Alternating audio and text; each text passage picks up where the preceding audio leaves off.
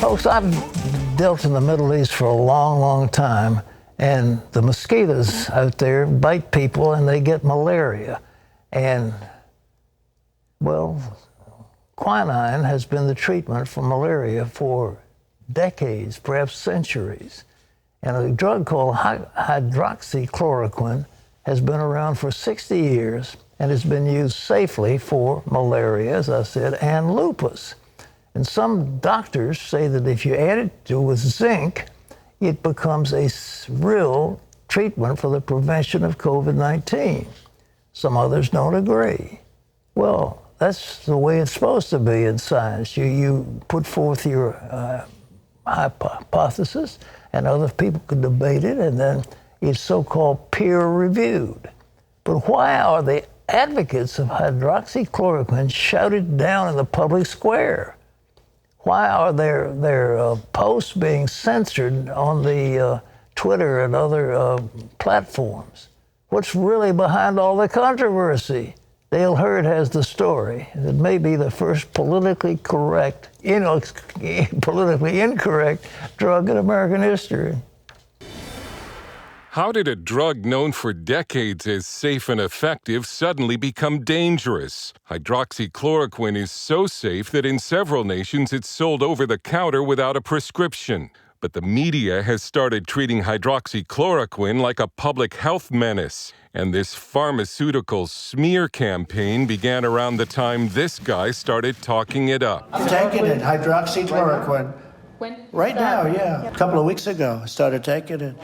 Because I think it's good. I've heard a lot of good stories. Then came all the news stories about how hydroxychloroquine is somehow risky to take, or that it doesn't work against COVID-19. And when this group of physicians, calling themselves America's frontline doctors, held a press conference in Washington to educate about COVID-19 and tell the truth about hydroxychloroquine, they got the same treatment the media's been giving the drug. Video of their press conference accumulated over 17 million views during the 8 hours it was hosted on Facebook. But when Donald Trump Jr. tweeted it, his Twitter account was restricted for sharing content that may pose a risk to people's health. Then all videos of America's frontline doctors were stripped from Facebook and YouTube, and their website was taken down. An avalanche of negative stories began. The impact of COVID misinformation, how it's hurting the fight on the front lines. These experienced licensed physicians were called quacks, funded by dark money. And with USA Today reporting the doctors don't know what they're talking about. So if you ask me if I expected that, absolutely not. Absolutely not. I don't know what to say to that. I thought I lived in America. You had a bunch of doctors talking literally about science getting deplatformed. It's outrageous. The group's spokesperson, Dr. Simone Gold, with over 31 years of experience in the medical field, says she was then let go by a hospital for what it called the embarrassing video. I'm a board-certified emergency physician.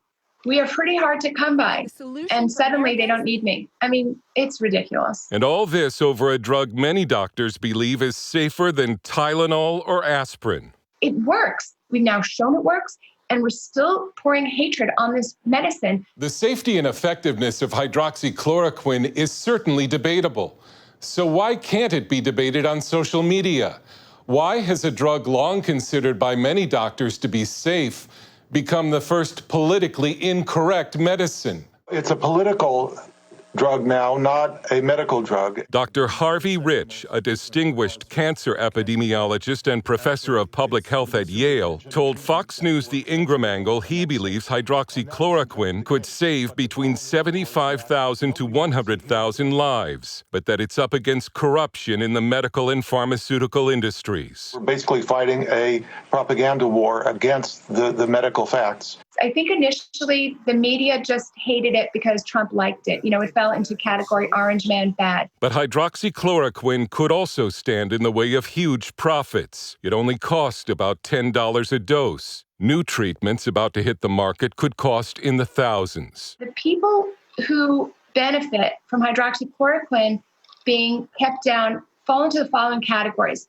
Anyone who has a business interest that competes with hydroxychloroquine, and also politicians and leaders who are invested in keeping Americans in fear. Dr. Anthony Fauci continues to say hydroxychloroquine doesn't work. The overwhelming prevailing clinical trials that have looked at the efficacy of hydroxychloroquine have indicated that it is not effective in coronavirus disease. But a recent Henry Ford Health System study of over 2,500 patients found that hydroxychloroquine worked. And there are far more studies showing hydroxychloroquine works than studies showing it doesn't.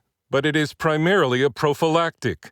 Dr. Gold says it works best to prevent COVID or in the early stages of the disease. It's essentially a magic bullet, especially if you use it early. Rarely have I seen anything in medicine work so well.